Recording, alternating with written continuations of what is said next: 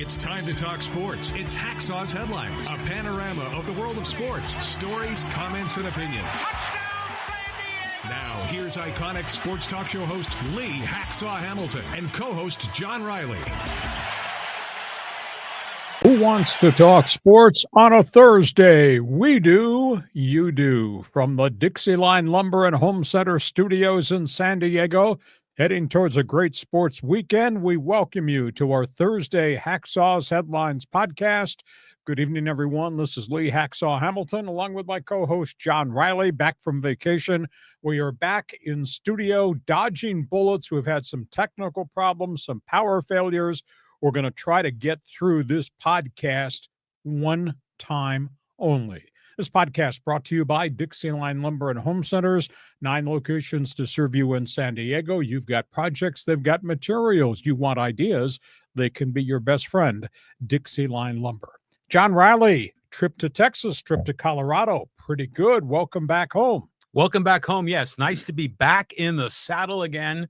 And, we were there for Coors Field for the Padres when they won 21-0. And I think that was the last piece of good news for the Padres in the last 2 weeks. Yeah, we're going to go a lot of different directions on this Thursday night edition of our podcast. We will be back on our regular time Monday at 1:30, next Thursday at 1:30, but we've had to work through some technical glitches. Big story, big weekend, different topic on the table. 109th running of the Indy 500 at the old Brickyard. This is going to be cool. You like auto racing? Hell yeah. You're going to watch auto racing. We're all going to watch auto racing. Indy 500, a little bit of controversy.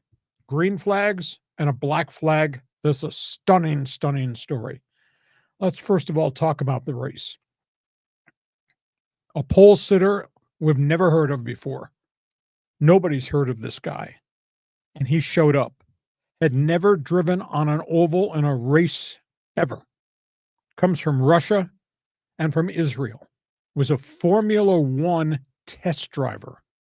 Hooked up on a one-race contract with a newly formed team.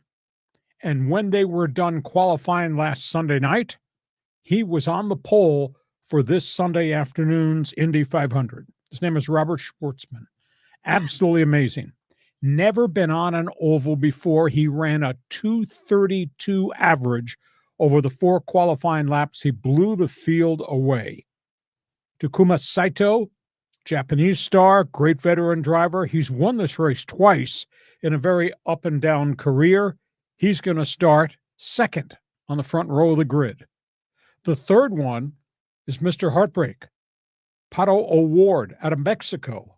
He's finished this thing twice. He's led this thing multiple times only to crash or have bad luck or make a mistake on the track. 2 second-place finishers. He's going to start outside first row. Other big names, Scott Dixon, legendary driver out of New Zealand. He will start inside on the second row, the 4th position. Alex Palou, who has won 4 of the 5 IndyCar races this season. Spectacular driver, no fear. He's going to start in the midst of the second row. Scott McLaughlin, who won it last year, crashed, had to rebuild his entire car, got back in a rebuilt new-look car, qualified 10th. NASCAR driver Kyle Larson, whom everybody's paid a lot of attention to because this guy goes fast. He crashed early in the week in practice. He came back, only qualified 17th, but it's a 500-mile race. If he stays out of trouble, he's worth watching. Colton Herta, hot driver. Not been able to get to the winner's circle in the Indy 500. He crashed, wound up qualifying 26th. So that's one piece of the equation. Schwartzman is the pole sitter. It's amazing. Nobody has ever seen anything like this before. The second piece of the story involves Team Penske. You know the name Roger Penske, legendary owner. His teams have won the 500 20 times over the course of his career. You know Roger Penske. He bought Indianapolis Motor Speedway. You know Roger Penske, marketing guru. His group puts on the Indy 500.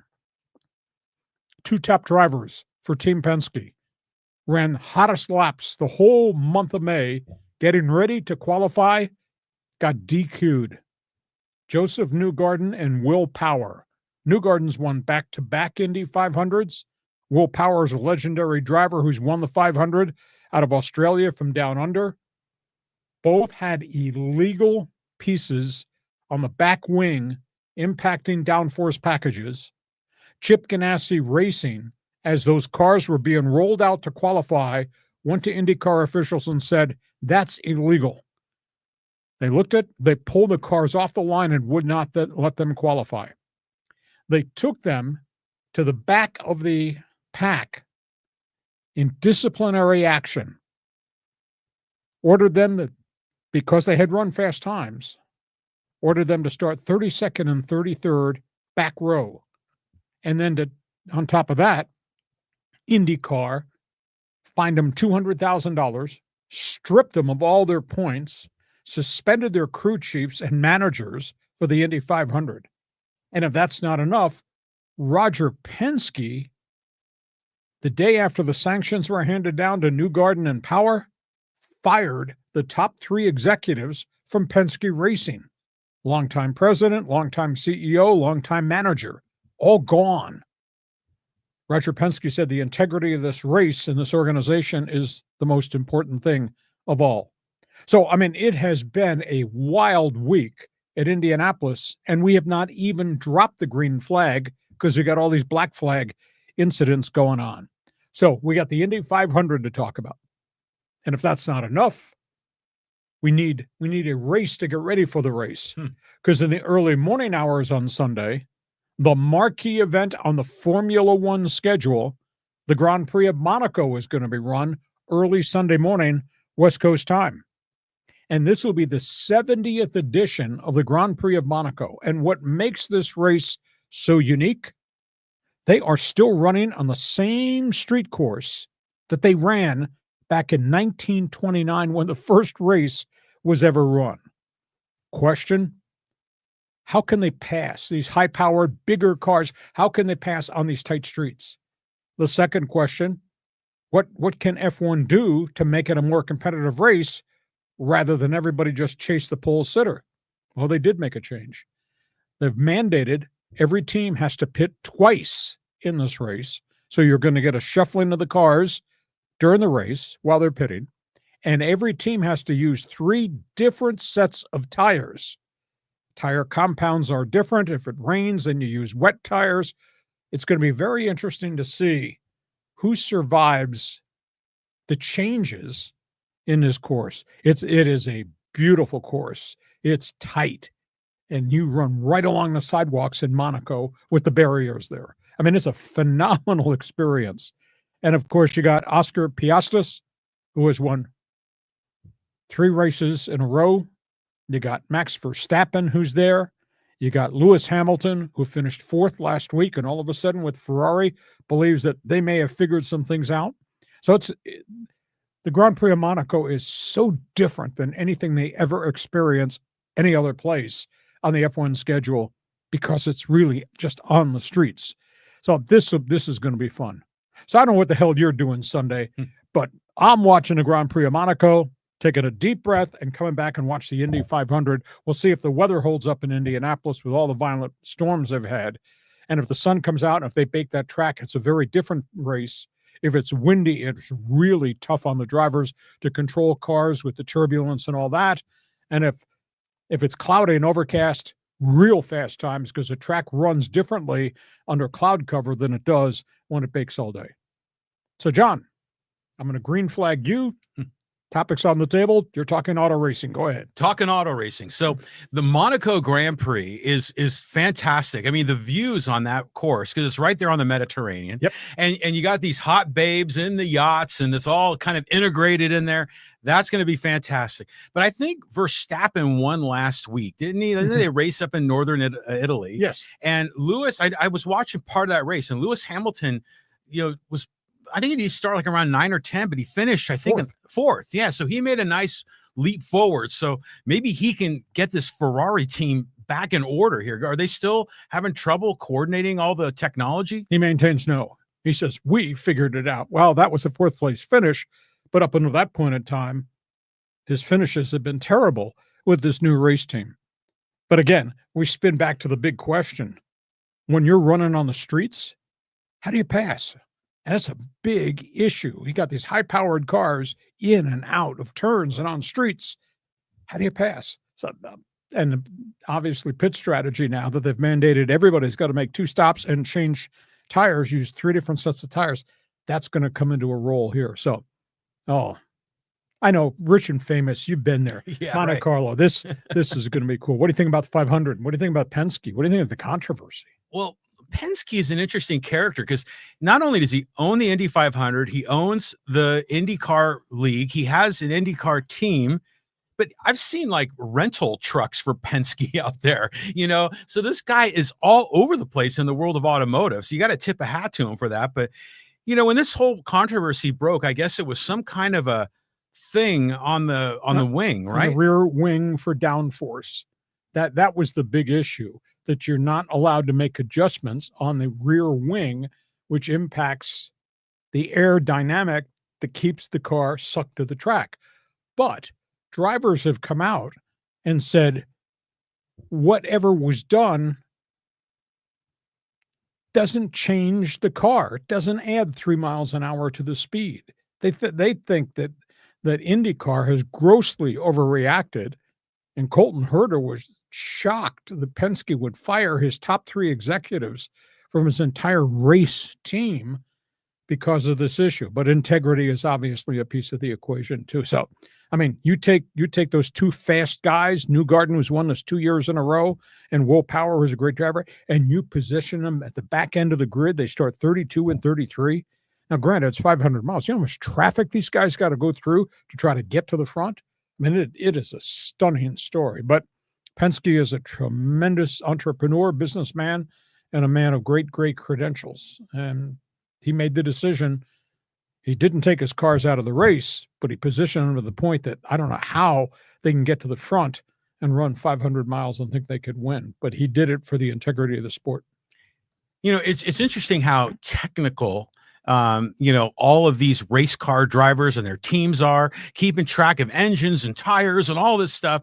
And then some little gizmo on the aero wing throws everything off. So if I'm Penske, I would be rightfully angry with my team, my general manager, my pit crew guys, whoever the friggin' decided to put this gizmo on there, even if it doesn't necessarily help. I mean, you got to stay within the rules, right? The rules are the rules.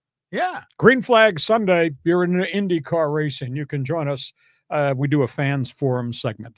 We got from that, we have to talk baseball. Yes, we're going to talk baseball because everybody's talking baseball right now, especially in America's finest city, which has become Skids City. Oh, man, it's just been brutal. I mean, they lost again today in the 11th inning. The Padres' losing streak is now at 6. Should I say this? No, I don't want to pile on. No, I'm going to say it. I told you so. I told you so. Padre fans. I'm not being negative for the sake of being negative, and I'm not piling on. They had that great 14-3 start, and I said, that is so cool. And guys were playing really well at the beginning of this season, and their pitching was pretty decent.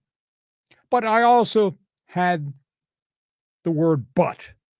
You're 14-3, but you've played all these bad teams, the Rockies and the Pirates and the Angels and the Athletics. I mean, they played the easiest part of their schedule as they shot out of the gate 14-3. Since that time, they're 13-18. They're playing sub-500 baseball. And now, across the board, up and down the line, they've stopped hitting. I mean, the Padres had scored 3 runs in 5 games. Now, they came back, had the lead in this game on Thursday, and wound up losing in Toronto again, 7-6-11. They did score some runs. They wasted 2 two-run home runs from Gavin Sheets. But across the board, everybody on the Padres batting order has stopped hitting outside of Luis Ariz and the occasional shot by Gavin Sheets. There's no explanation what's happened to Tatis. Machado's in a deep hole. And Jackson Merrill has not been the same since he came off the disabled list. At one point, he was 2 for 27. The kid, the natural. 2 for 27. And I hate to pile on Padre fans, but I told you so. They're going to start playing real people. And here's the bigger issue. Now they go into Atlanta. And remember, the Padres mopped up Atlanta to start the season, but that was Atlanta devastated by injuries. It was 0-7 out of the gate. Atlanta has won 24 games since that point in time. They're like 24-13 since they got beat very early in the season at Petco Park and at Dodger Stadium. So this is going to be a very tough weekend. I'd hate to think what I would sound like if we come back here Monday and the losing streak is at 9. But they've lost 6 in a row. And there's not good news on some other fronts. Yu Darvish, who threw 4+ innings in a rehab start at El Paso, and we all thought, next step forward, Petco Park in the rotation. He has not felt right with that elbow since that game, and they have not sent him back to AAA. He's not with the team in Atlanta. They canceled the plans to take him to Toronto, so he's kind of regressed a little bit. He just doesn't feel comfortable, even in long toss. And, you know, the other angle, Joe Musgrove tried to start 90 feet long toss in the outfield. He, of course, is in the major recovery from elbow surgery, and he didn't feel right either. He had to shut it down. So the Padres are just not a complete baseball team right now, and now they got to drag this 6-game losing streak into Atlanta with a Braves team that's put this thing together. You got that story, and they got the other story, the Dodgers. Please tell me how the Dodgers are staying in first place. Bottom half of the batting order isn't hitting worth a lick, and they have no pitching. The top 3 starters of the Dodgers rotation are on the DL. Their top 4 relievers are on the disabled list, and yet they're finding a way, because of home runs, to stay in first place. Now, Clayton Kershaw is back, but that's only maybe a 4 or 5 inning start, because I think that's the limitation on him. They don't have Roki Sasaki. He's on the disabled list with a shoulder impingement, and they are going to have to rebuild all of his mechanics, because the way he was throwing here re-injured the shoulder. He injured that shoulder the same way last year while pitching in Japan. So the burning question is, how the hell are they still in first place right now? And by the way, spinning back to this Padres situation, 6-game losing streak in Atlanta. Do you know, once we move into June, right after Memorial Day weekend, we start the month of June, they play the Dodgers, the Giants, and Arizona 14 times in a 17-game window. And in the month of June, they're on the road for 22 games in the entire month of June. So I told you so. That record at the onset was great, but time to prove themselves, and boy, they're staggering right now. John, tell me what you think. It's been a roller coaster ride, hasn't it? I mean, while we were on vacation, Padre Twitter was just, woe is me. The people's minds were in the dumps. They were hating it. Everyone was probably signing up to get the appointments with their therapist after what they went through with the Padres. But, you know, what do you do? I mean, first of all, I think the starting pitching has been okay. I mean, with a couple of little blemishes. I mean, even today, Kolek, I think he gave up 5 over 6 innings. Yeah, but he had 10 guys on base. He was in trouble right from the second inning on. Well, that was better than his previous outing. And then the previous game, Vasquez, I think, gave up 2 runs over 4 2/3. So for your 4 and 5 guys, I mean, they're not blowing it up. I mean, they're not the problem. I mean, Morahone was the problem. Bullpen's burned out. Oh, yeah. And that, what's that other guy's name? That has that funky sort of sidearm, really, Alec Jacob. Yeah, he's a problem right now. I don't know what they're going to do with him. Plane flight to El Paso tonight. Yeah, so I mean, Matt Waldron is starting to do some rehab now, isn't he? Yeah, but he's far away. Well, yeah, he's far away, but hopefully there's some more bodies coming. But the main problem is the freaking hitting. I mean, where'd that go? I don't know. Like Machado he was like the top 3 in batting average just like a few weeks ago. He's gone from 344 to 304 right now. And then, by the way, I was looking at Jackson Merrill's numbers, and even after coming through this, 2 for 27 slump, he was hitting over 350. His OPS was like around 950. But it's 2 for 27. But yeah, he is. So I don't know. I think, by the way, just as an aside, I think Jackson Merrill might be the starting center fielder again, for the National League in the All-Star game. He's doing really well. And Tatis was slugging to MVP credentials. All of a sudden, it's all gone away. I don't know if he's hurt. I don't know if there's an oblique problem or the quad is bothering him. Something doesn't look right with El Nino right now, at least as I view it. And your take on Dodger baseball, how can they be in first place? Well, because they have $1 gazillion and they've got like 40 all-stars on their roster. When you look at the whole 40-man, that's why.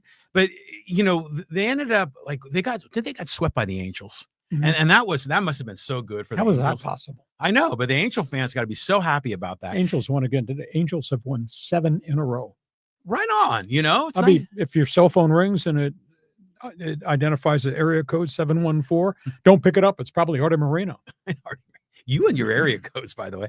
So, the Dodgers, like they were looking like when you get swept by the Angels as a Padre fan, you're thinking, hey, maybe there's a little vulnerability. Maybe, are you saying there's a chance, but they're still in first place, so our backyard looks kind of messy. Yeah. But I don't know. It's amazing. I mean, it's not just the pitching. I mean, Teoscar Hernandez has been out. Tommy Edmonds has been out. They're both back. Oh, they're both back. Okay. But they've been out for a while. They got rid of Chris Taylor. They got rid of Austin Barnes, but they just keep freaking reloading. I mean, they got a lot of guys that can hit. Did James Outman come back to the team? And then went back with a 167 batting average to AAA. What? He got off to such a great start as a rookie. And all of a sudden he's just like faded away. Can't hit. It's amazing. At one point he was hitting 065. They paid $17 million to left fielder Michael Conforto, who came from the Mets and Yankees and had done pretty well. Actually, he was also with the Giants for a while. Conforto, just absolutely amazing. He's hitting like 154. He's making $17 million a year. He's hitting 154, and he's playing every day. It'd be interesting to do the math on how much he gets paid per at bat, out. Oh yeah, or even per out. It'd just be something just utterly outrageous. But the Dodgers are going to win even when they're going bad. And God help us when we get to the middle of the summer and all those pitchers start coming back. I mean, and they're just going to be rolling. So, I'm sure Dodger fan is probably like a little bit, I don't like losing, but no big deal, right? It's no big deal if you're an LA fan. Are you going to be moving to the 213 area code? You're saying so many negative things about the Padres' chances. I'm having I'll have this. Our mascot Sniffer will be sitting over here replacing you. If these Padre fans catch wind of what you're saying, that this thing is over. No, I'm not saying it's over. I'm just saying that when the Dodgers go bad, they're still good, and when the Padres just scrap and claw and do whatever they can to get right up there, then they have a little setback and then they fall back, So the Padres always seem to be slipping down, and the Dodgers, through no fault of their own, keep rising up. Okay. Just philosophically, for everybody on social media, his name is John Riley, if you agree or disagree with him. All things baseball. Okay, let's go from that on the special Thursday night podcast. News and notes around the National Football League. We're going a lot of different directions here, John. Yeah, so the owners had a meeting, and I know they addressed a lot of these rules changes. So what are you hearing? The big story, the NFL owners meetings. 2/3 of the owners in the NFL voted to ban the tush push that the Philadelphia Eagles own the copyright to. 2/3, 22-10 voted, get it out of here. We think it's an unsafe rule. It's an unfair rule. Tush push remains. Why? Because the bylaw said you have to have 24 votes to change a rule. They had 22. A lot of controversy. An hour before the vote was taken, Jeffrey Lurie, the owner of the Eagles, one of his football executives, Howie Roseman, and former Pro Bowl center Jason Kelce came and met and talked to the owners about the rule and why they think it should be maintained in place.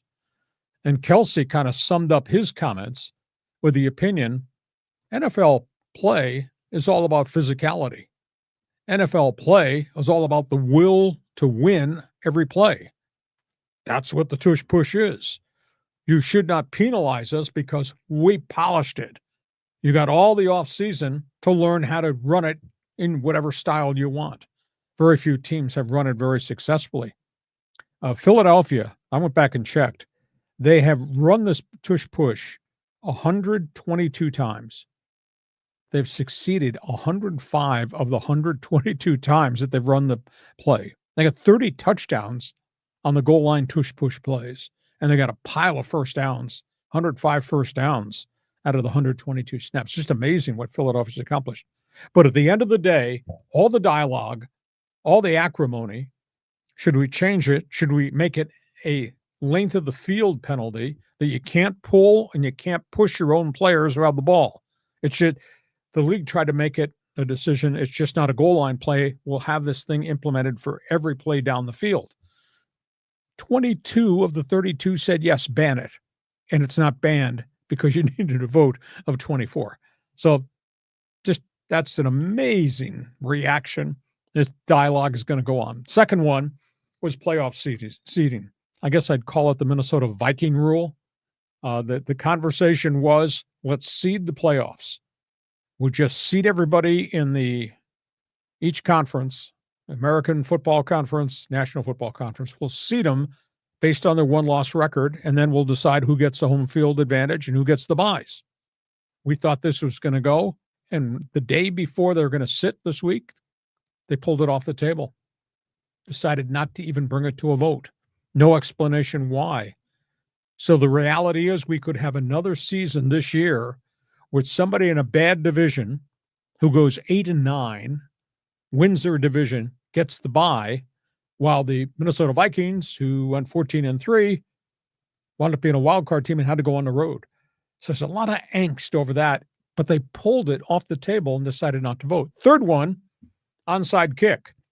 Last year they regimented, they changed the way the kickoffs are. Health issues more than anything else. Nobody liked the onside kick rule. League last year said onside kick only in the fourth quarter, only if you're trailing. And by the way, you have to announce you're going to onside kick it. Why? So everybody was against what we had last year. So they come back this year, and the league says onside kick anytime during the course of the game. John Riley, if you're trailing in the first quarter, you want to try to do an onside kick, so be it. But you got to announce it. Why do you have to announce it? Is it not supposed to be a surprise play? Yeah, that's you're not announcing you're running a deep post pattern on a 3rd and 5, are you? Right. I don't understand that.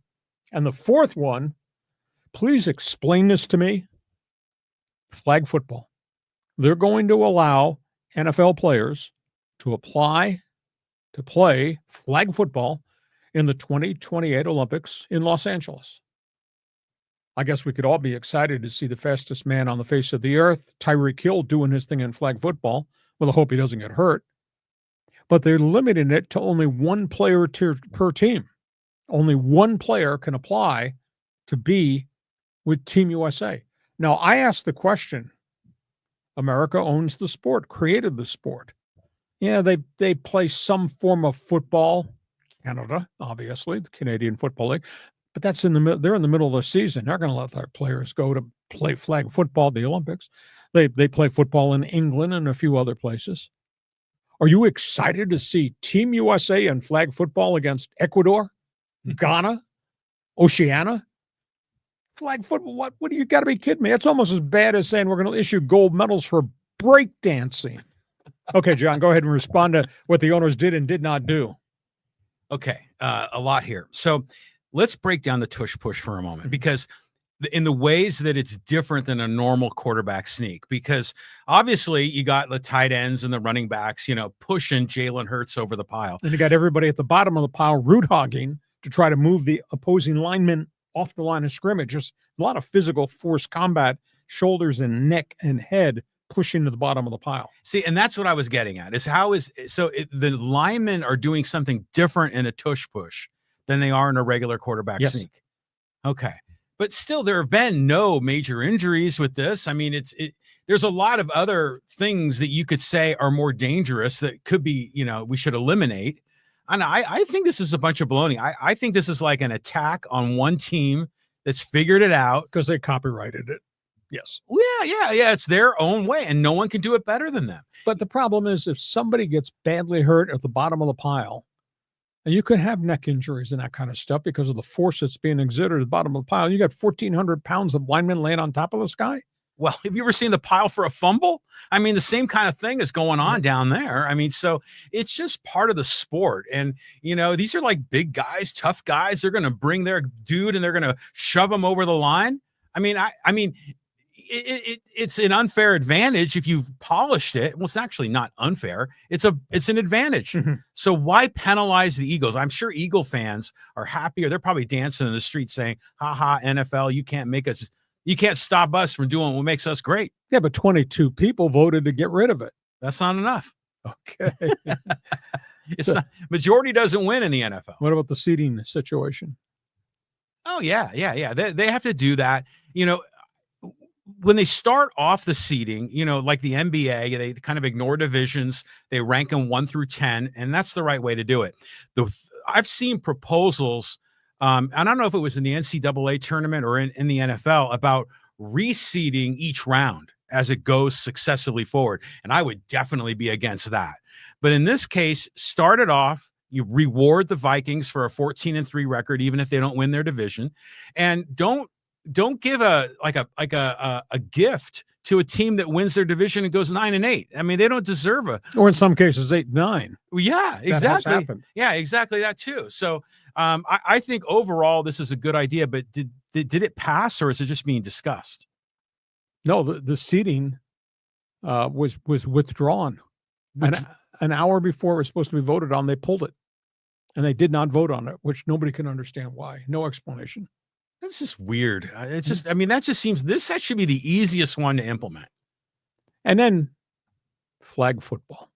So how are you going to bet Tyreek Hill versus Ghana?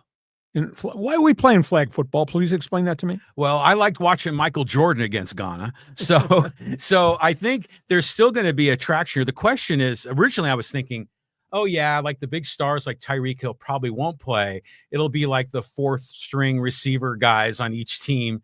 But then when there's like a gold medal on the line, then the big boys are going to want to play. Only one per team though can file to be on Team USA. Yeah, okay, that's fine. That's probably a way of making sure one team doesn't lose 3 stars in the Olympics.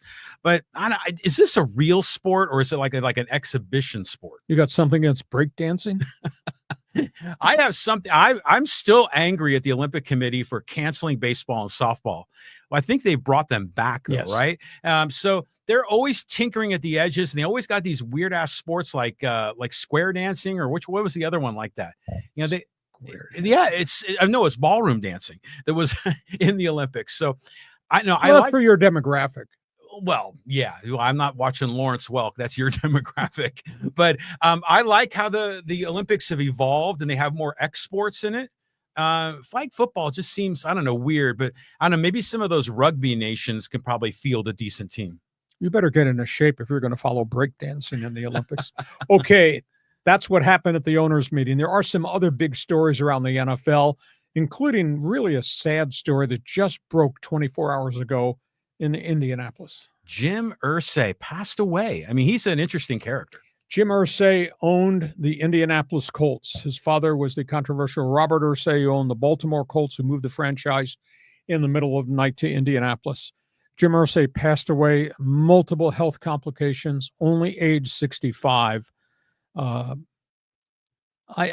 Somebody asked me yesterday, or actually last night, give me a word to describe your view of Jim Irsay. And I interviewed him maybe twice, maybe 3 times over the course of when I was the voice of the Chargers and the Seahawks. He was a Rubik's Cube personality. He was just all over the place. He was dynamic. He was diverse. He lived a lavish life. He had enormous problems with addictions. And I think the addictions, alcohol, painkillers, because of injuries, back problems, neck problems, really led to his early death. But as controversial as he was as an individual, what he did with civic gestures in Indianapolis is beyond description. His contributions to charities in the 317 area code in Indianapolis and that counties, just absolutely spectacular. And the other piece of the equation, I'll give you an example. Tony Dungy talked about this today. Tony Dungy great man of faith. Coach of the Colts, obviously Tampa Bay, Super Bowl. Now he's on network TV. His dad was in the final years of his life. His dad was in a wheelchair. His dad used to come, I think, from Chicago to Indianapolis for Colts home games. And Jim Irsay met him. And Jim said, does your dad get to go to any of your road games? And Tony said, nah, he really can't. Can't make the travel connections by himself. And Jim Irsay said, you set up a system where he gets to Indianapolis, I will put your dad on my private charter and we'll go to all these road games. How cool a gesture is that? So that's who this guy was. I listened to an interview that he did a couple of years ago. And again, he was diverse. I said Rubik's Cube. He was all over the place. He had this interview, and I can't recall who he talked to. It was on a podcast. But he talked about life in the NFL, inheriting the Colts from his father, the ugliness of Robert Irsay, who was a raging alcoholic, who wrecked the Baltimore Colts franchise and then moved it in the middle of the night to Indianapolis, and what Jim had to do to restore the image of Colts football. He talked about that, but he also talked about topics like Jim Morrison and the Doors, because Jim Irsay was a big rock and roll music guy, Cool. rock and roll collector of guitars and everything. Right on. Phenomenal museum that he built. He was an avid reader. He talked about Jack Kerouac, the beatnik writer back from the 50s and 60s. Outstanding. He talked about reading Gandhi. I mean, he was so different. And the one thing that he never gets enough credit for, he was the stand-up guy at league meetings. Most of these owners are in the shadows and they don't want to cause any ruckus or anything. When they needed to solve the problems with the union, Jim Irsay stood up, and he's the one that helped create the structure of the salary cap. And the salary cap in the NFL has made the league just phenomenally competitive. And when everybody else shut up, he's the one that stood up at a league meeting and pointed at Daniel Snyder, then owner Washington Redskins Commanders, and made the insinuation, what you're doing to this league publicly can no longer be tolerated. He led the rush to get Daniel Snyder evicted as the owner of the Washington franchise. Snyder was the one who was involved with the toxic workplace thing and got fined $10 million. And Snyder had threatened Roger Goodell and other owners like Jerry Jones. I have a lot of dirt on you and I will spill all this out. And Jim Irsay stood up and said, you're going to tell the country about me? They already know about me. Yeah. You don't stand for anything good about the Shield. We should get you out. And that led to a vote in which they evicted Daniel Snyder as owner of the Washington Redskins. And Snyder left the country and moved to London, England in disgrace. So Irsay was many things to many, many people. It's kind of sad in Indy because he really was beloved despite all of his demons. Really unique guy. Like I said, Rubik's Cube of personality. It's funny. We talked about Jim Irsay before, bad guy. Now we're talking about Jim Irsay, good guy. But I'm curious now about the history of the salary cap in the NFL. Because if he came up with the idea and kind of cooked up the algorithm for it, when did that go into effect? And what was life in the NFL like before the salary cap? Was it the wild, wild west, or were there luxury tax penalties like in Major League Baseball? What was it like? No, at that point in time, before all this happened, going back into there was no free agency. That's why there were so many work stoppages in the 80s into the 90s in the NFL. There was no free agency and players went out on strike. The union was led by Howard Slusher, who was just a violent agent, and they sued and they struck. And they came to an agreement as to how free agency would work when there had never been any free agency. You think George Halas is going to agree to free agency? No.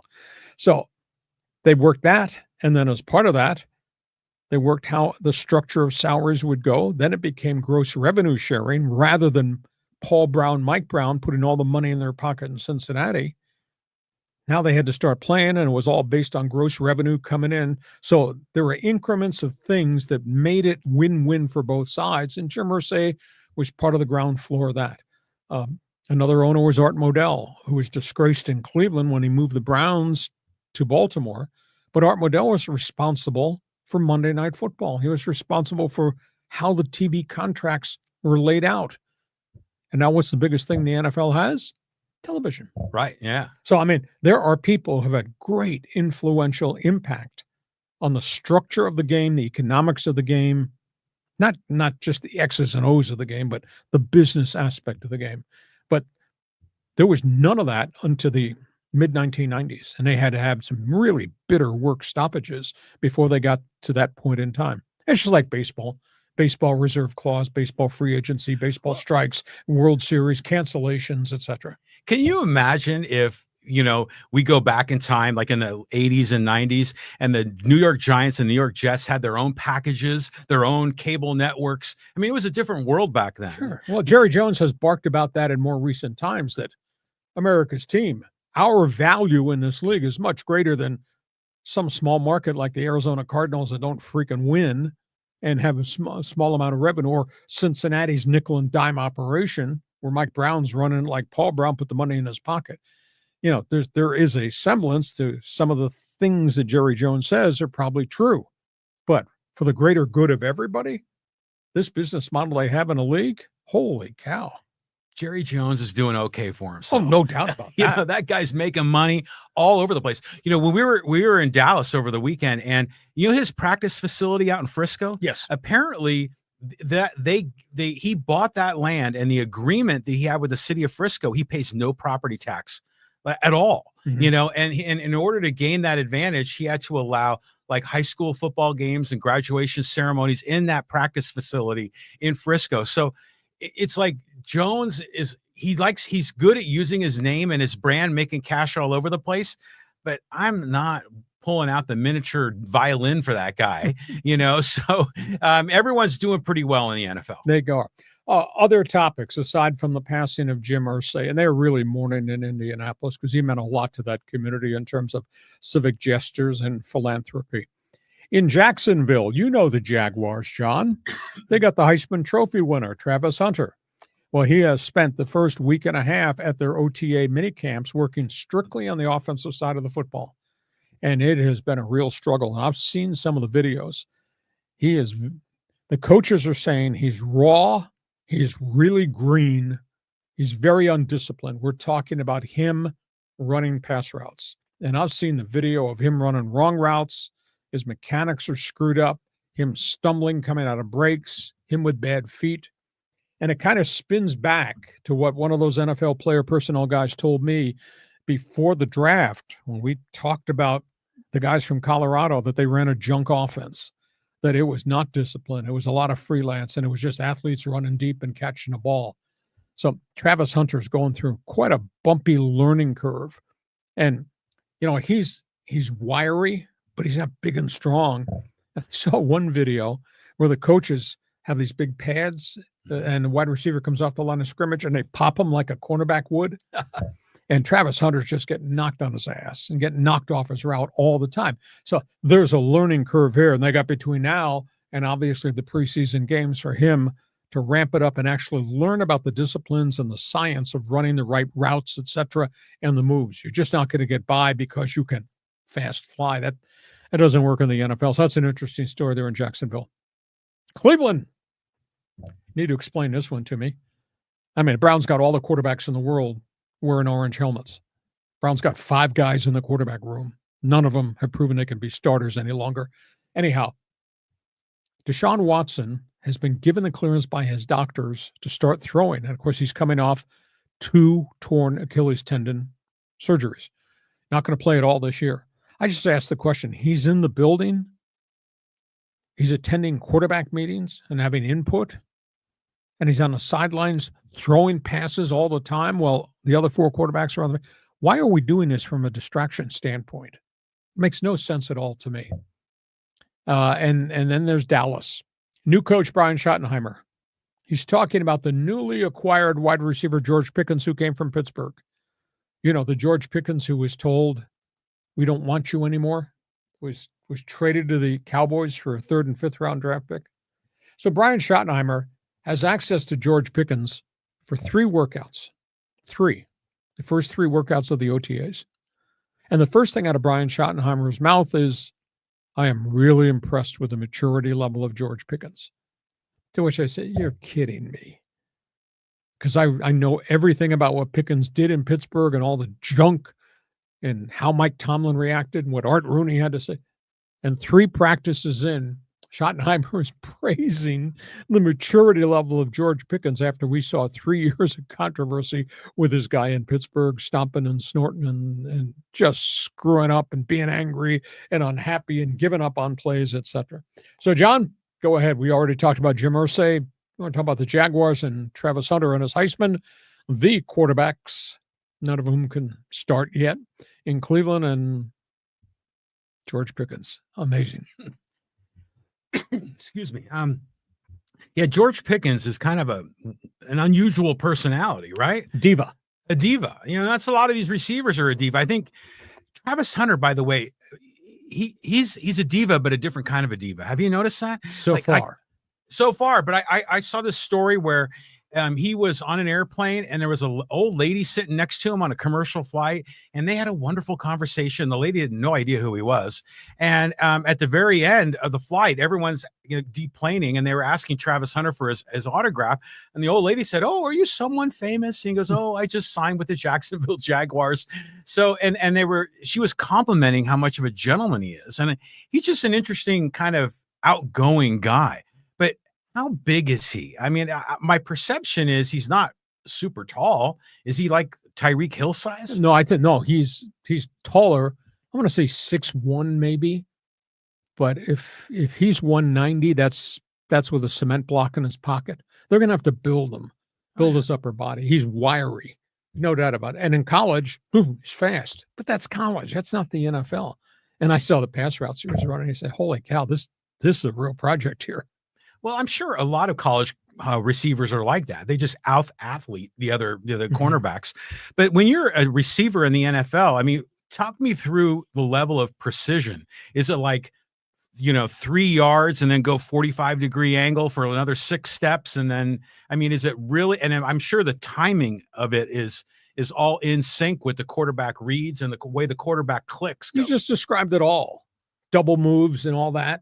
Mm-hmm. Strides, plant, explode, etc. That's all a piece of the equation. And I mean, if you can't get off the line of scrimmage, you're getting blown up at the line of scrimmage. And I'll tell you, these cornerbacks in the league, they'll do everything, including strangle you as you try to get off the line of scrimmage, you're on your route. So he's got a lot of work to do.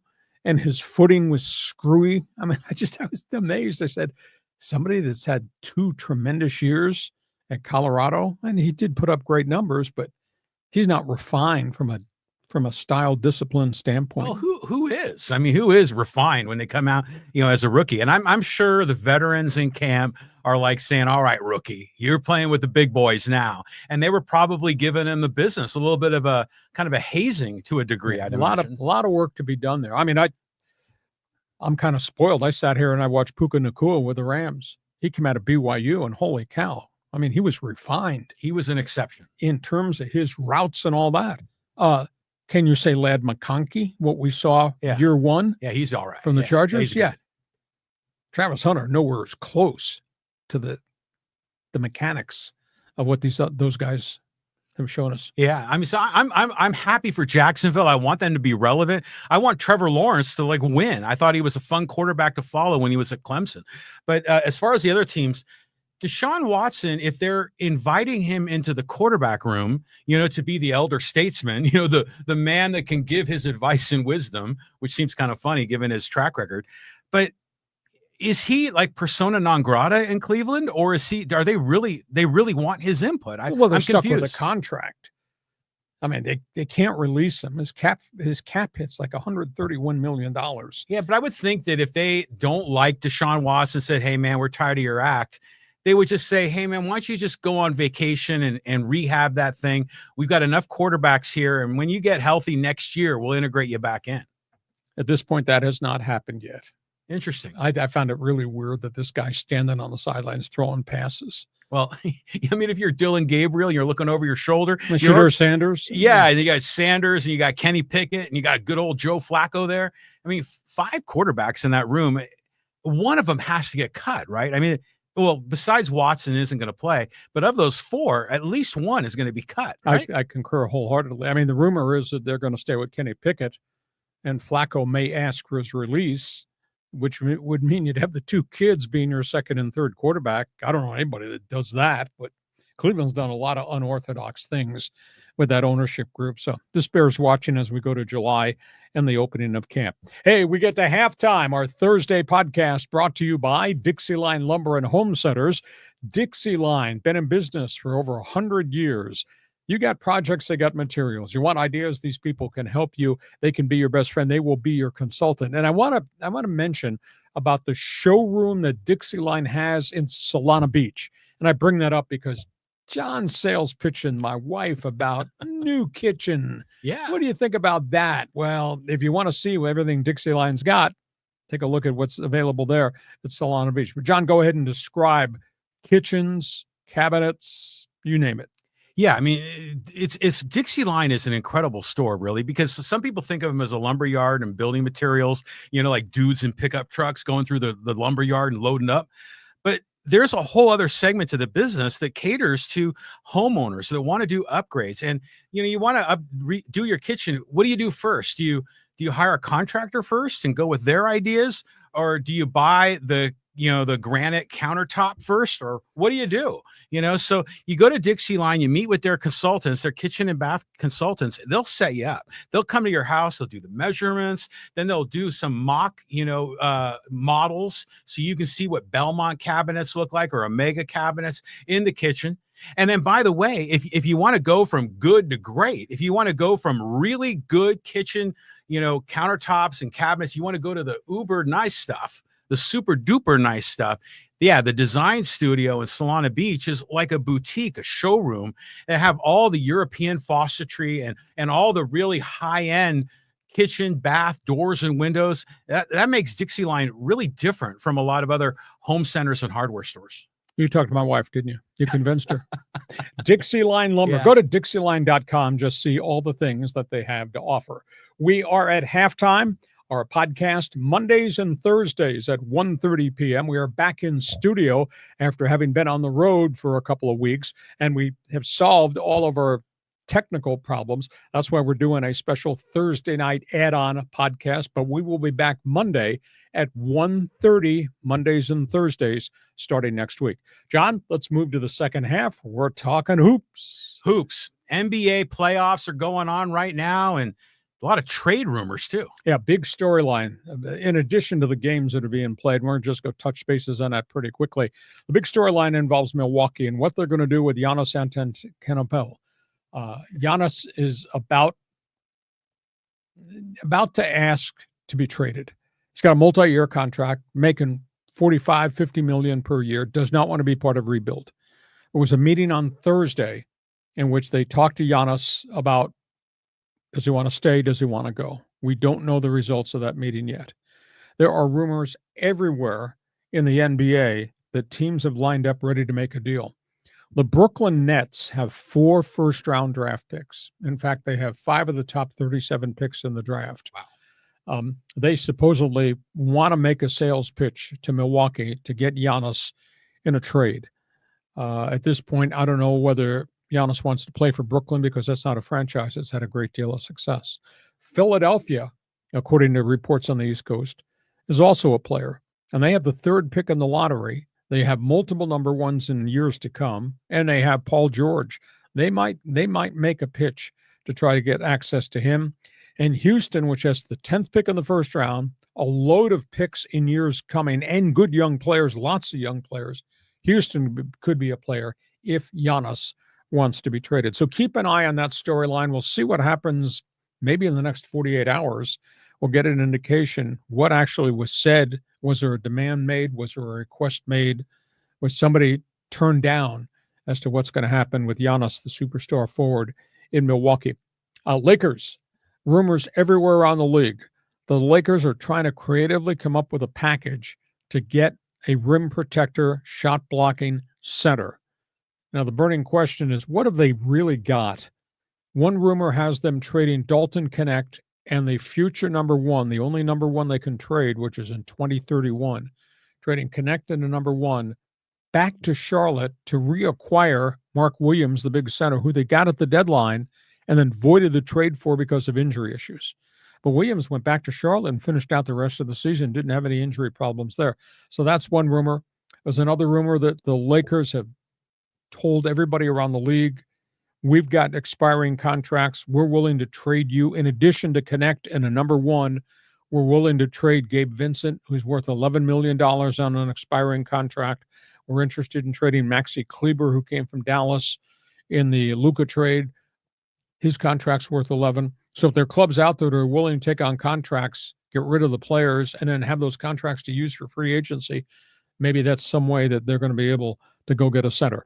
In terms of the playoffs, New York Knickerbockers, my goodness, first time in 44 years in the NBA Conference Finals, 17-point lead against Indiana on Wednesday night and lose it. Absolutely unraveled in the final 3 minutes of the game. Would not stop taking bad threes, stop playing defense. And their whole game is predicated on, we're going to mug you when you have the basketball. We're going to body bag you, etc. And they stopped playing defense, and they let Halliburton and those guys in Indiana just go crazy in the final couple minutes of the game, forced it into overtime, and Indiana won. Holy cow. The New York Knicks fans were just stun-gunned numb as they were leaving Madison Square Garden. Other playoff series, Oklahoma City's got so many athletes. Oklahoma City is so gifted on defense. They keep running guys at you, and they really rocked Minnesota in the first game of that playoff series. Now, it's interesting to see what's going to happen here. I think that thing is going to wind up going 7, but Minnesota does not have the depth nor the athleticism. They got grit, and they got a bunch of bangers, and obviously they've got the very controversial guard and Anthony Edwards. But I just don't know if they have enough athletes to stay in a race. And that's really what it is. It is a 40-yard dash. That's the way that Oak City plays basketball. And the last topic on the table is the WNBA. And John and I have talked extensively about Caitlin Clark. And they had the opening game of the season on national TV. Indiana Fever, Chicago Sky, Caitlin Clark, Angel Reese. And those two went after each other when they were in college at Iowa and LSU. Last year, first year in the NBA, they went after each other again. Awful lot. We talked about it extensively. Media covered it, about everybody bagging on Caitlin Clark like she didn't really belong there. Well, Caitlin Clark got better and better as the season wore on. Caitlin Clark's responsible for big TV ratings and responsible for so many other things with the success of the WNBA. Anyhow, the opening night game, 2.7 million viewers. Cool. Highest TV rating ever in the WNBA. And of course, that game also featured a Caitlin Clark hard foul, Angel Reese whining and crying, and then racial taunts from the fans, which has kind of infuriated everybody. At the end of the day, this year seems to be like last year, where nobody seemed to respect Caitlin Clark for the big picture of everything she's meant to the entire league, which to me is amazing. So, John, don't shoot air balls here. You want to comment on Giannis in Milwaukee? You want to talk about the Lakers, talk about the playoffs, talk about Caitlin Clark versus Angel Reese? Okay, let's talk about Giannis for a minute, because I remember hearing from him that he loved Milwaukee, and he was really proud to play maybe in a smaller city, and the fans there embraced him. And obviously they've had some disappointing playoff runs here. They traded for a Lillard, and it didn't work out. He got hurt. But why is he giving up? And why are people suspecting he wants out? Is there like some bad chemistry with management or ownership? No, I think he's beloved, and I think he's the cornerstone of the franchise, but he wants to get back and get another championship. And he sees no way that's possible in Milwaukee. They've traded number 1 draft picks away in prior deals, and he thinks it's going to be a long rebuild. And does he really want to be there? And Milwaukee's organization has indicated that if he requested a trade because he's been such a great player, they would consider that. But the price tag for anybody to get Giannis out of Milwaukee is going to be staggering, which is why there's very few teams that can actually get in the bidding. You better have a truckload of assets, draft picks, and young players that you're going to send to Milwaukee to make this deal come. I mean, it would be a mega deal. Well, that's what is interesting about the Brooklyn Nets. They have all those number 1 picks, and that's what the Bucks need. Like you said, they traded them away. The other guy I have a question about, you were talking about OKC. Wasn't Shai Gilgeous-Alexander on the Clippers at one point? And was he traded for Paul George? Yes. So why did the Clippers not see his potential? impatience, not willing to wait. And he was not as complete and polished then. He was just a young pup. They got rid of him, I think, a year after he was drafted. They traded him. My goodness. MVP in the NBA. Yeah, I mean, he's unbelievable. 32 points a game. And he's not a ball hog. He's just really gifted. Yeah, he's something else. And that's a team that wears a lot of headbands. You've noticed that? Caruso with the headband, a couple of the other guys out there with the headbands. And then I mean, the drama in WNBA is kind of fun, and it just kind of adds to the whole, mystique of it. They're trying to build this league up. And I love how they're getting big ratings. I mean, I was on vacation. I missed this. Caitlin I Clark. watched it. Oh, you did? It So was you great. enjoyed the drama, right? Yeah. And so, it's basketball. It's a physical sport. They're going to be banging down there, even the ladies. Hey, what do you think about Paige Beckers? How's she been doing out of the gate? Their TV ratings were the second highest. She, of course, now plays for the Dallas Wings. Cool. Right out of the gate, she played really, really well. But obviously, the marquee one is because Caitlin and Angel went face to face. I mean, you do remember look at me, my ring. And wasn't some of this kind of going on too? Exactly. Yeah, Angel Reese and Caitlin Clark. Yeah. Iowa versus LSU. Yeah, I can't see you, or you can't see me, or something like that. Yeah, here's my ring. Yeah, So, all that. That's good. Yeah. Yeah. So it's really become a marquee thing. Just go to your cell phone. Just please tell me when Indiana plays Chicago the next time in the WNBA. Must see TV. Right on. But the stunning thing is, I mean, Caitlin Clark said, it was a hard foul. I'm allowed to take hard fouls. And then it became a flagrant foul. But as Angel was just raging about what she did to me, then the network rolled a video of last year where Angel Reese hammered somebody with two-hand check who was in the air in a WNBA game.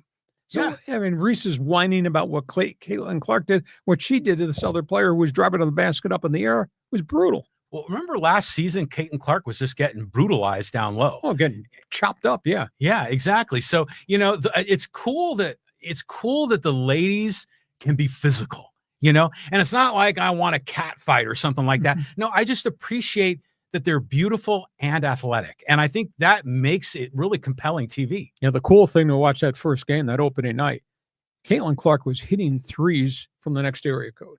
Beautiful. Caitlin Clark was making passes through traffic. You say, how the hell did she get that ball in there? Yeah, and she was doing it all night. Yeah. She went, in the first game of the season, she went 20, 10, and 10. 20 points, 10 boards, and 10 assists. And she was whistling passes all over the place. It was really impressive. Yeah, very much. Her version of Showtime. Yeah. Okay, that's all things basketball. Hockey Hotline is open for business. Yeah, Hockey Hotline. Here we go. Decision day and a bad night. Let's talk about the National Hockey League. Yeah, we've got, obviously, the Eastern and Western Conference Finals. Florida, Carolina, take no prisoner, heavy hockey. That's the way it is. Florida buried Carolina in the first playoff game. Tonight, Thursday night, scored on 3 of the first 5 shots. Florida was blowing them out in the second game. Carolina had to know, hell, they play each other so many times. They had to know how hard this was going to be. Florida's just flattening them. And Edmonton, boy, what a rugged loss for them. They were up 3-1 on the road in Dallas in the third period, and they gave up 3 power play goals in a row. Stuart Skinner just kind of fell apart in goal. Gave up 5 straight goals in the third period, and Dallas Stars came back to win. So the Oilers had one in their pocket, and it got away from them, so they got some challenges there. The other big story, and we knew something was going to happen, the aftermath of the Maple Leafs not getting there, they fired their president early this evening. Brendan Shanahan, been there 11 years. 9 times they went to the playoffs. They never got out of the second round. With all these star players and all these big contracts, Brendan Shanahan has been removed as president of the Toronto Maple Leafs. Craig Berube, of course, will stay as coach. They got some decisions to make as to what they're going to do with a big contract with the soon-to-be free agent Mitch Marner. What are they doing with John Tavares? Something's got to be changed there because there's something missing on that Maple Leaf roster of stars, and there's stars everywhere. But Brendan Shanahan was removed as president at about 5:30 on Thursday night after day-long meetings for the Maple Leafs Board of Governors. So that's what's going on in the Hockey Hotline. Yeah, Toronto deserves to be one of the marquee hockey teams in the NHL. They invented the sport. Yeah, exactly. Yeah, exactly. So I want to see them competitive.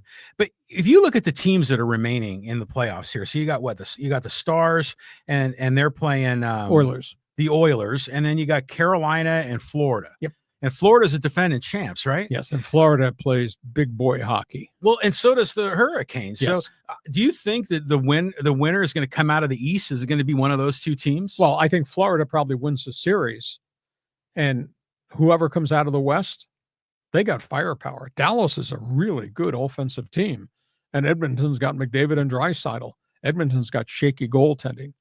You know, I think Edmonton's whole theory would be, oh yeah, Florida's big and burly, and they'll bang you around, but they got to catch us because we skate like the wind. I mean, it'd be a really good series. Did you catch yourself? You just said Edmonton plays really good offense. Oh, so you're channeling the Canadian Minnesota Canada. accent. Oh, Canada. Yeah, there you go. So yeah, all good. But you're a long-suffering not Blue Jays, but a Maple Leaf fan, right? We are suffering. Yeah, unbelievable. So here we go. Okay, last topic on the table here before we wrap this thing up. Go ahead. Yeah, the high-speed sports wire, USC at the top of the list. Late-breaking stories. Boy, they're not happy in Southern California. They are not happy with Lincoln Riley. He's making $11.5 million a year. The program has slipped nationally. They're not viewed as being upper echelon in the Big Ten. And now they're really steaming because Lincoln Riley does not want to sign a multi-year contract extension to continue the rivalry. The rivalry with Notre Dame. The rivalry that goes back to 1920, the Knute Rockne era. Lincoln Riley wants to sign only a one-year contract. Notre Dame says, no, we've played you 94 times. Why should we do this? Well, Lincoln Riley says, I don't know what the new rules on the college football playoffs are going to be. I don't know how many guaranteed slots they're going to be for Big Ten teams. In essence, he doesn't want to play tough guys, non-conference that might punch him in the mouth and lose a game because that might impact their ability postseason. People at USC are just beside themselves. Not only are they no longer in a West Coast conference, they went to the Big Ten. They didn't do real well. They lost all their road games this year in the conference. And now he doesn't want to play Notre Dame. Man, that's shameful. Second item, Minnesota Timberwolves. You know, we've talked about great players, and there's a lot of them in the NBA, and a whole bunch of them are on display right now. I don't know that I've ever seen anybody as mouthy as Anthony Edwards is. He just got socked with a $50,000 fine again by the NBA for uttering a stream of obscenities on network TV after Minnesota got blown out of its first playoff game by Oklahoma City in the conference finals. This guy, invoke brain before invoking mouth, but not him. He has been fined. I went back and checked. He's been fined $320,000 this year by the league for all types of obscene things on the floor, gestures, mouthing off to officials, flagrant fouls, etc. He's lost $242,000 in salaries because of suspensions and games missed. And he's had 17 technical fouls. Every time he gets hit with a technical, I think it's a $2,000 fine. The guy's making so much money, I guess he doesn't care. But I mean, it's just absurd the way he conducts himself. As great a player as he is, as emotional he is, he just comes unglued at all times of the day and night in different sets of circumstances. When they win, he's raucous. When they lose, he's unbelievably out of control. He just welcome to Minnesota Timberwolves basketball. Third topic on the table. This involves USA Soccer, both the women's and men's team. Men's team got bad news today. They're getting ready to play in the CONCACAF Gold Cup, which will lay the groundwork to get ready for the final roster you're going to put together for the World Cup next year. They were informed that Christian Pulisic, who's really their lead scorer, is not going to play in the Gold Cup. He has played so many minutes in so many games and has had so many nagging injuries for AC Milan and Italy that Christian Pulisic is not going to play for Team USA in the Gold Cup going forward. He's not the only one. Weston McKennie is not going to play because his Italian team is going to be involved in the Club World Cup. Gio Reyno's got injury problems. He's been playing over in Italy or Germany. He's had multiple injury problems. So Mauricio Pochettino, the head coach, he's got half a roster. He's got a lot of young kids, but he doesn't have the cornerstone guys that the young kids are supposed to learn from. So this may not be a real good Gold Cup tournament for Team USA. And the other one, Emma Hayes, the coach of the women's national team, and they've done really well. They just confirmed that 3 of their top scorers are not going to be able to play this spring into the summer. Trinity Rodman has chronic back problems. She's just flown to London, England to see specialists to determine what to do, whether it's injections or whether there's a surgical procedure with discs. Trinity Rodman's a really good player. And 2 of their other players have gone to the coach and indicated we're going on maternity leave. Mal Swanson and Sophie Smith are not going to play because they're going to be expecting. And here we are on the brink of the World Cup, and they're without 3 of their top people, and 2 of them elected to have babies rather than play for the flag. Wow. John, the floor is yours to talk about Southern Cal or what's going on in soccer. Okay, so I'm thinking about my brother Lincoln Riley and the calculus that he's going through, because you get to the Big Ten, it's a tougher conference, right? Yes. And, you know, I mean, it's certainly tougher than the old Pac-12. I mean, you don't get Washington State and Stanford and Cal on your schedule anymore. So I'd imagine he's looking at his schedule and he's saying, man, I need an Appalachian State in there somewhere, you know, so I can get another cupcake. So, I mean, that's got to be what's going on, right? He doesn't want to suffer a non-conference loss. He thinks it'd be devastating. But this is Notre Dame. This is a rivalry. It goes back to 1920 and Newt Rockne. Why would you get rid of that rivalry? You can't do that. Doesn't it seem like it was a sort of a manufactured rivalry? You know, it was just like West Coast, big team in the Midwest. It wasn't like, you know, like Yankees, Red Sox, you know, it's on the same region. And a lot of people have the opinion Notre Dame's great football program for decades upon decades, and USC's had great football in large chunks of time. Pete Carroll back to John McKay, and they played Notre Dame every year. And he doesn't want to play Notre Dame. Well, he hasn't said he doesn't want to play him. He just says 1 year deal. I want to go on a 1 year by year thing. And then then Notre Dame rejected the 1 year thing so far. So if they can't come to agreement on a 1 year or an extended, then there's nothing left, right? Exactly. But Link Riley, your illegitimate half-brother, is the one that's driving this whole thing. Yeah. 1 year or nothing. Yeah. That's clearly what he's doing. And then as far as the Timberwolves are concerned, it's funny you bring up Anthony Edwards and mouthy, use that term. And yeah, he is. I mean, clearly it's the data's there. I mean, how much has he been fined? Right? Close to $1 million, right? When you add it all up. But you know, I will say this about the Timberwolves is I really like their uniforms. Mm-hmm. You know, that kind of that sort of midnight blue with the green, and the font is very unique. The way they do the font for the numbers, like the 0 is like a really big 0. So I like that. But the Timberwolves, they're not going to really get past OKC. I mean, I don't think so. No, but they're good. They're deep. I mean, they did beat the holy hell out of the Lakers, did they not? Oh, yeah. They put a whooping on them, Yeah. You know? And then as far as women's soccer goes, is the Women's World Cup this year in 25? No, next year. Okay, so both men and women are both in 26. Yes. But I would imagine Sophie Smith and, you know, who the other Mal Swanson. Yeah, they're the 2 that are on maternity leave. Hopefully they'll be able to perform. Well, that doesn't seem to be the story. At least that's not what I read. Well, I'm just kind of doing the math in my head. You know, 9 months, and it's a big blow. Yeah, that could be tough to figure that one out.